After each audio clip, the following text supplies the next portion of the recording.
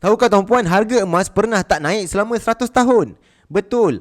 Ada ketika harga emas tak naik ataupun mendatar selama 100 tahun, iaitu daripada tahun 1833 sehinggalah tahun 1940-an. Kenapa harga emas tak naik? Sebenarnya tuan-puan, di sebalik kenaikan harga emas hari ini, ada sejarah dan fakta tentang ekonomi dan juga sistem kewangan yang kita perlu tahu hari ini. Duit kertas yang kita pakai hari ini dah tak ada kena-mengena dengan emas. Jadi bila duit kertas yang kita pakai hari ini jatuh, ketika itulah harga emas naik disebabkan nilai duit kertas yang jatuh. Berbeza dengan tahun sebelum tahun 1971, duit kertas yang kita pakai disandarkan kepada emas. Jadi siapa yang simpan duit waktu itu sebenarnya dia simpan emas. Duit itu adalah voucher bagi mewakili emas. Sebelum tahun 1971 tidak wujud istilah pelaburan emas sebab harga emas tak pernah naik. Buat apa nak melabur? Sebab duit yang kita pakai waktu itu sudah pun disandar pada emas. Jadi tak perlu nak melabur dan sebagainya. Tetapi bermula pada tahun 1971, duit tidak lagi kena mengena dengan emas. Ketika itulah tuan-puan kita menghadapi inflasi dan kita perlu cari jalan bagaimana untuk punya simpanan yang boleh melawan inflasi,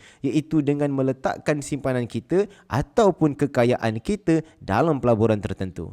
Macam-macam aset kewangan yang tuan-puan boleh letak, tetapi aset kewangan yang paling stabil untuk jangka panjang, saya boleh recommend simpan emas. Mulakan hari ini, klik pin video di profil saya untuk daftar percuma dan mula menabung serendah RM100. If you learn something, please comment.